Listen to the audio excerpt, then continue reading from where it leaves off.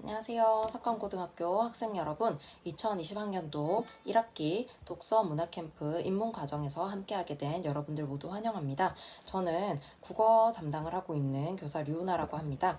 이번 1학기 석관 독서 문화 캠프 대상 도서는요. 이제까지 한 번도 다뤄보지 않은 분야죠. 법이라고 하는 분야의 책을 같이 읽어보려고 합니다. 그래서 김변의 방과 후 법률사무소라고 하는 이 책들 모두 다 받으셨죠? 그래서 이번 주에는 1장을 읽고 이제 책을 한번 깊이 함께 읽어보는 시간을 가질 거예요.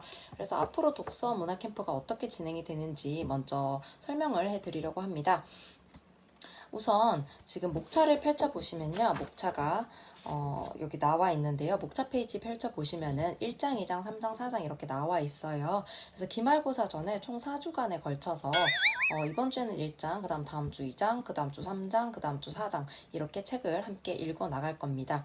그래서 매주 정해진 부분을 읽고 그 다음에 저와 같이 이 영상을 아마 제가 매주 월요일에 올려드릴 텐데 이 영상을 먼저 보고 책을 읽으셔도 되고요. 책을 읽으신 다음에 이 영상을 보셔도 되겠죠. 저는 이 책의 이 부분을 어떻게 읽으면 좋을지라고 하는 것을 제가 읽은 내용을 좀 알려드릴 거고 여러분들은 이제 여러분들 나름대로 책을 읽으시면 되겠습니다. 그런 다음에 이제 독서 퀴즈를 제가 같이 올려놓을 거예요. 그래서 독서 퀴즈를 확인하신 다음에 수요일까지 독서 퀴즈를 푼 내용을 업로드를 해주시면 돼요. 그럼 제가 금요일까지 피드백을 해서 여러분들한테 돌려드릴 겁니다. 그럼 그 부분을 이제 함께 다시 보면서 책을 다시 한 번 더 읽어보시면 도움이 될 텐데요. 책을 읽으면서 다른 친구들은 어떻게 생각했구나, 그리고 선생님은 이 부분에서 어떻게 생각하는구나 라고 하는 것을 여러분들이 참고로 보시면 되겠죠.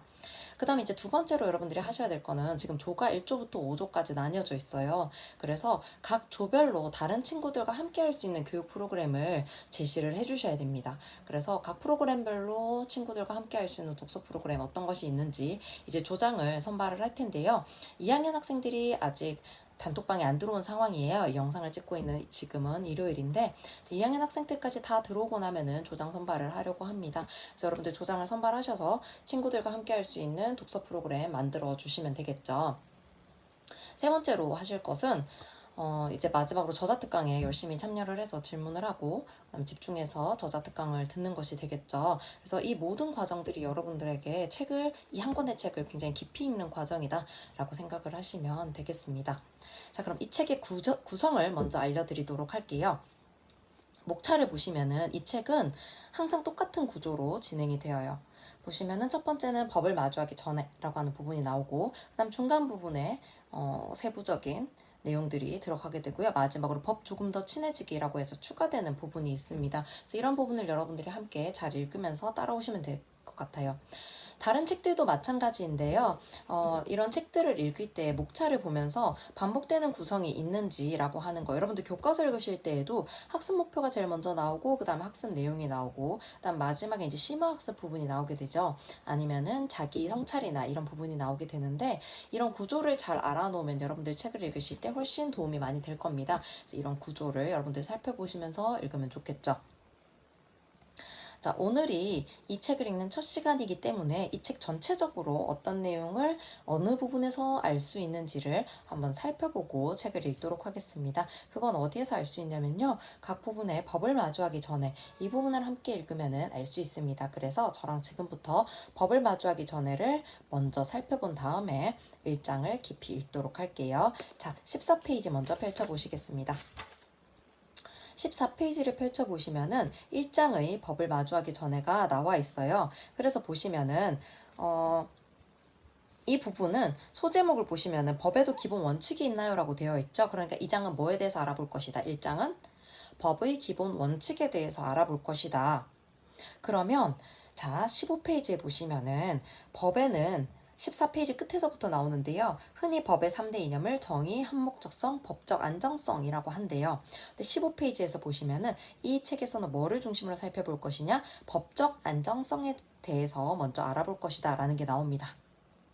그 다음 문장을 보시면은 두 번째 문단인데요. 한편 각각의 법률에도 바탕이 되는 원칙들이 있습니다. 헌법, 민법, 형법 이렇게 나오죠. 그래서 이 1장은 어떻게 구성이 된다고 보시면 되냐면요. 자, 법적 안정성에 대한 소단원이라고 봐야 되겠죠. 작은 부분이 하나 나와요. 법적 안정성과 관련된 거. 그 다음에 두 번째 부분은 헌법의 기본 원칙 하나를 같이 살펴볼 거고요. 그 다음 세 번째 부분에서는 민법의 기본 원칙 된 부분 나올 것이고, 그 다음 네 번째 부분에서는 형법의 핵심이 되는 원칙 같이 살펴보면서 이 1장이 마무리가 될 것이다. 그래서 이 전체 법에서 이념 세 가지 중에서 법적 안정성 먼저 살펴볼 것이고, 그 다음에 헌법, 민법, 형법, 기본 원칙 살펴볼 것이다 라고 하는 거 여러분들 잡으시면서 책을 읽는 게 훨씬 도움이 될 거예요. 그럼 이제 2장 부분 가볼게요. 2장 부분에 가보면은 몇 페이지냐면요. 88페이지 보실게요. 88페이지에 법을 마주하기 전에 보시면은 이 부분, 2장 부분의 제목은 뭐냐면 법은 실제로 어떻게 작동하나요? 라고 나와 있죠. 그래서 법이 작동하는 어떤 과정을 살펴보게 돼요. 그래서 법적인 절차, 소송, 부분, 그 다음에 법조인들이 어떤 일을 하는지, 어떤 과정과 누가 어떤 일을 해서 이 법적인 절차가 진행되는지 하는 것을 살피는 것이 절차적인 면, 절차와 그 각각의 절차에서 누가 어떤 일을 하는지 라고 하는 부분을 보는 게 이제 2장의 역할이 되겠죠. 그 다음 선생님이 보기에는 3장과 4장은 크게 구별하지 않고 보는 게 좋을 것 같아요. 왜냐면 3장은 149페이지 보면은 법이 왜 이래요 라고 하는 소제목을 달고 있긴 한데요. 판결과 관련된 부분이에요. 그래서 맨 마지막 문단 보시면은 화제가 되었던 사건을 중심으로 법원이 왜 그런 판결을 했는지 알아보겠다라는 내용이 나오죠. 그런데 4장, 자, 몇 페이지 펼치시냐면 225페이지 보시면은 어떤 판결을 내려야 할까요? 라고 나와 있죠. 아까 3장에서도 뭐가 나와 있었어요? 판결이란 단어 나와 있었어요. 근데 4장도 마찬가지로 뭐다? 어떤 판결을 내려야 될 것인가 라는 부분이에요. 그래서 여기에서도 마찬가지로 논쟁적인 주제들에 대한 판결을 살펴보면서 법에서 발견할 수 있는 다양한 가치들을 함께 고민해 보겠다라고 나와 있거든요. 그러니까 어쨌든 3장과 4장은 다 뭐다? 다양한 판결을 살펴보겠다라는 내용입니다. 그래서 3장과 4장은 크게 구별하지 않으셔도 될 것 같고요. 1장에서는 기본 원칙, 2장에서는 절차, 3장과 4장은 뭐 판결을 주로 살펴볼 것이다 라는 겁니다. 그래서 여러분들이 이렇게 선생님이 보기에는 세 부분으로 나눠서 읽는 게 훨씬 더 좋을 것 같아요. 그래서 1장, 2장, 3장, 4장으로 나눠서 읽긴 하겠지만 3장과 4장은 좀 결이 비슷하고 4장 부분에서 뭐를 좀 더 살펴볼 것이다. 가치면을 좀 더 잘 살펴볼 것이다 라고 하는 거 여러분들이 알아두시면 되겠습니다. 그럼 1장 시작해 보도록 할게요.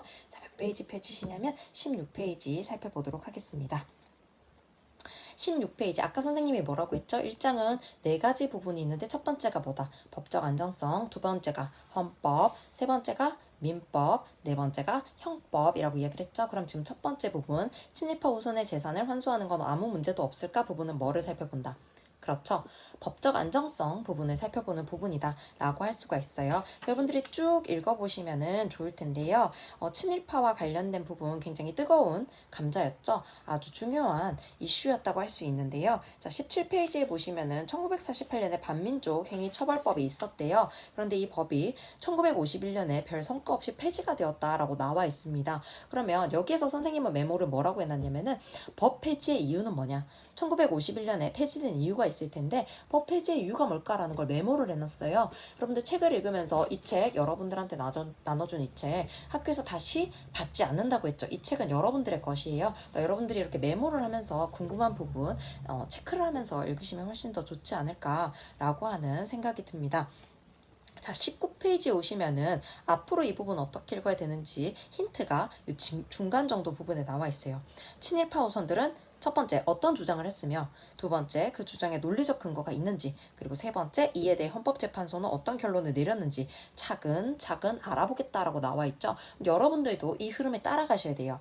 첫 번째, 얘네가 한 주장이 뭐야? 살펴보셔야 되고요. 두 번째, 얘는 대체 어떤 근거를 들었어? 그다음 세 번째, 헌법재판소가 결론적으로 뭐라고 얘기를 했어? 이렇게 파악을 하면서 읽으셔야 돼요. 그래서 여러분들이 이렇게 파악을 하면서 특히 어떤 측면에서 접근을 해야 된다. 법적 안정성 면에서 접근을 해야 된다라고 하는 거 생각해 두시면 되겠습니다. 그럼 이제 뒤쪽을 보시면 19페이지에 법적 안정성에 대한 설명이 쭉 나와요. 그 다음 여러분들 주의해서 같이 읽어보셔야 되는 것은 소급입법이 뭔지, 그다음에 뒤쪽에 가보시면은 23페이지에 진정소급 입법 나와 있고요. 부진정 소급 입법이 있어요. 아래쪽에 보시면은 이것을 표로 정리해 놨는데요. 이 부분 여러분들이 주의해서 좀 읽으시면은 도움이 될 것 같습니다. 체크해 놓고 읽으실 때 꼭 주의해서 읽으시고요. 그 다음에 25페이지 오면은 저는 어디에 밑줄을 쳐놨냐면은 중간에 과거에 정한 규칙을 바꾸는 것이라 얼핏 보면 과거로 거슬러 올라가는 것 같지만 실제로는 과거의 일을 그대로 두고 앞으로의 일에만 영향을 미치는 것이 뭐냐면 부진정 소급 입법이에요. 이 부분을 여러분들이 쭉 읽어 오시면은 지금 제가 왜 이 부분에 밑줄을 쳤는지 아실 거예요. 그래서 여러분들도 읽으시면서 여기에 선생님이 밑줄을 쳤는데 왜 밑줄을 쳤을까라는 생각을 하면서 읽으시면 좋겠죠. 그 다음에 이제 친일 재산을 환수할 수 있을까라는 게 26페이지부터 이렇게 쭉 나와 있어요. 그래서 여러분들도 궁금하시겠죠. 친일 재산을 환수할 수 있을지. 머리로만 생각을 하면은 당연히 환수를 해야지, 도덕적으로 뺏어야지 라는 생각을 할 수도 있지만 이 책에서는 뺏을 수 있는지 없는지에 대해서 법적으로 따져보고 있어요. 논리적으로 따져보고 있다는 얘기가 되겠죠. 그래서 여러분들 법이라고 하는 것은 매우 감정적인 분야는 아니에요. 논리적인 분야거든요. 그래서 논리적으로 어떻게 판결을 내릴 수 있었을까라고 하는 부분을 여러분들이 따라오시면 훨씬 더 좋을 거라고 생각이 돼요. 그다음에 27페이지는 여러분들 메모해 놓으시고 여러분들이 읽을 때 참고로 하셨으면 좋겠는데요. 진정소급입법의 예외가 나와 있어요. 그래서 여러분들 진정소급입법의 예외도 한번 보시면 좋을 것 같고요. 그다음 뒤쪽으로 와 보시면은 다른 나라에서도 소급 입법을 해서 과거사를 청산한 사례들이 나와 있어요. 그럼 여기까지 하면 제가 이 책에서 조금 아쉬운 점은 뭐냐면 결국 우리나라는 어떻게 됐느냐라고 하는 게 정확하게 나와 있진 않아요. 선생님이 보기에는. 그러면 이제 여러분들이 뭘 하시면 좋냐면 여기서 읽고 끝내면 안 되는 거예요. 뭐를 하시면 좋냐면 이 부분까지 다 읽은 다음에 32페이지에 잡으시면 32페이지에 선생님도 여기 메모해 놓은 거 보이시죠?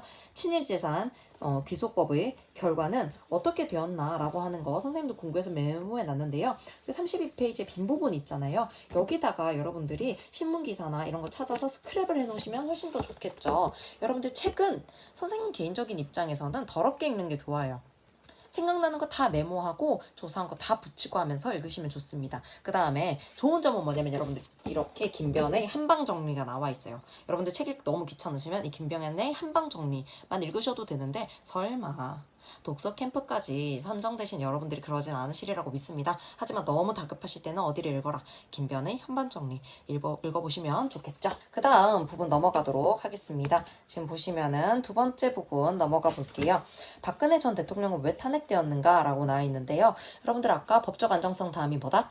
헌법이라고 했죠. 그래서 여기서는 헌법의 기본 원리를 중심으로 살펴보려고 하는 부분입니다. 그럼 헌법의 기본 원리 중에서 뭐를 살펴보려고 하냐면요. 37페이지에 보시면은 우리나라 헌법의 기본 원리, 헌법의 정신에는 뭐가 있느냐라고 해서 6가지가 나와 있어요. 잘 밑줄을 쳐서 알아두시면 좋을 것 같은데 국민주권주의, 그 다음 자유민주주의, 복지국가주의, 국제평화주의, 평화통일주의, 문화국가주의 이렇게 6가지가 있다고 합니다. 그래서 뒤쪽에서 보면은 국민주권주의와 자유민주주의는 조금 이따가 자세히 살펴보고 나머지 기본 원리 4개를 살펴보겠다라고 하면은 여기에 간략하게 요약은 되어 있겠지만 이 장에서 핵심은 뭐다? 국민주권주의와 자유민주주의겠구나 라고 생각을 하셔야 돼요. 그래서 헌법의 기본 원칙이 몇 가지다. 6가지가 있지만 이 책에서는 몇 가지를 중심으로 2가지를 중심으로 살펴보겠구나 라고 하는 걸 여러분들이 체크를 하시면서 읽어야 돼요. 즉 글을 쓴 사람이 선생님이 보기에는 이 김변이라고 하는 저자분이 굉장히 친절하게 책을 썼다고 생각을 하거든요. 그래서 여러분들이 이렇게 논리적으로 앞으로 뭐가 나올 거예요 라고 설명해 놓은 부분을 체크를 하시면서 글을 읽으면은 훨씬 도움이 돼요. 다른 책을 읽을 때에도 이렇게 읽어 나가셔야 됩니다. 그럼 이제 뒤쪽에 오면은 41페이지에 국가의 3요소에서 국민 영토 주권부터 시작해서 이제 국민주권주의와 자유민주주의 부분이 나와 있어요. 그래서 이런 부분을 여러분들이 체크를 하면서 읽으시면 도움이 되겠죠. 그래서 김변의 한방정리까지 나와 있습니다.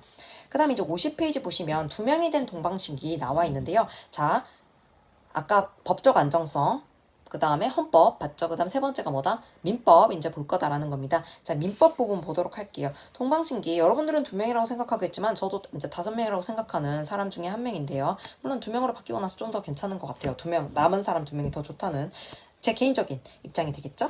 자, 53페이지 보면은 여기는 밑줄 쳐놔야 될 것 같아요. 주로 돈 문제를 다루는 영역이 민사.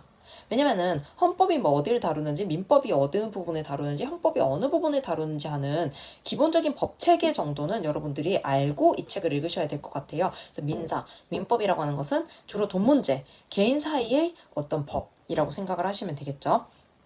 그 다음 가운데 여러분들이 체크를 잘 해놓으셔야 되는 게 사적 자치의 원칙입니다. 즉, 이 장은 사적 자치의 원칙을 중심으로 구성이 될 거다라고 하는 거 여러분들이 알아두셔야 될 것 같아요. 그러면서 이제 55페이지 오시면은 계약을 지키지 않아도 되는 8가지가 있는데 나는 건전한 사회질서 위반을 중심으로 볼 거야. 이런 식으로 설명을 다 해놓으세요. 그런 다음에 이 아래쪽에 박스를 보시면은 계약을 지키지 않아도 되는 경우 8가지도 친절하게 제시를 해놨죠. 그래서 여러분들이 이런 부분 체크 잘 하면서 읽으셔야 된다고 생각합니다. 그래서 여러분들이 쭉 읽으시면서 사적 잔치의 원칙이 정당성을 가지려면 해서 체크하면서 읽으셔야 될 것 같아요. 결국 그래서 SM 엔터테인먼트 손을 들었느냐, 동방신기 3명의 손을 들었느냐 라고 하는 부분, 그리고 법원이 그 판단을 한 이유는 무엇이냐 라고 하는 게 쭉 나옵니다. 제가 지금 얘기해 준 게 글의 흐름이에요. 그래서 이것을 중심으로 여러분들이 읽으셔야 돼요. 자, 마지막 부분은 무슨 법이었죠? 형법이었죠. 그래서 마지막 부분 형법이었는데요. 마지막 부분을 읽으실 때 여러분들은 죄형 법정주의를 중심으로 읽으셔야 돼요. 왜냐면은 69페이지 보시면은 죄형 법정주의가 무엇인지 나와 있고요. 죄형 법정주의에는 5가지 세부 원칙이 나와 있다라고 71페이지에 나와 있는데 이 5가지 세부 원칙을 하나하나 이제 첫째, 둘째, 셋째, 넷째 하면서 밝히고 있어요. 그럼 여러분들이 이 부분을 메모를 하시면서 읽어야 돼요. 죄형 법정주의가 무엇이냐. 그다음 76페이지 보시면은 이게 땅콩 회항과 관련된 부분인데 법정에서는 어떤 조항을 가지고 조연아에 대한 판결을 했느냐, 그리고 조연아가 왜 풀려나오게 됐느냐라고 하는 거 우리가 그냥 분노할 게 아니고 왜 판결을 이렇게밖에 할 수 없느냐 하는 것을 여러분들이 알아두셔야 될 것 같습니다. 여기까지 보시고요. 이제 82페이지부터는 갑질과 관련된 부분이 쭉 나와 있습니다. 이렇게 해서 이제 85페이지까지 여러분들이 읽으시면 제1장이 끝나게 돼요. 그래서 제1장까지 여러분들이 읽으시고요. 독서 퀴즈 응시하시면 되겠습니다. 그래서 독서 퀴즈와 관련해서 이 부분은 왜 제가 문제를 냈는지 하는 영상은 금요일에 짤막하게 올라가게 될 거고요. 여러분들의 퀴즈 피드백도 그날까지 받으실 수 있을 겁니다. 자, 여러분들 1장 읽으신 다음에 시간이 남으시는 분들은 2장, 3장 쭉쭉 먼저 읽으시는 것도 도움이 될 거라고 생각이 돼요. 책 읽는 속도가 느리신 분들은 지금 제가 정해드린 이 순서대로 이 스케줄에 따라서 읽으시면 도움이 될 거고요. 자기 책 읽는 능력에 따라서 체력에 따라서 읽는 거예요. 그래서 여러분들 좀 뜻깊은 시간을 이번 기회에 가졌으면 좋겠고요. 지금 여러 번 독서 캠프에 참여하고 있으신 3학년 여러분들은 2학년, 1학년 여러분들 잘 이끌어 주시기 바랍니다. 여러분들 금요일에 다시 영상으로 만나요.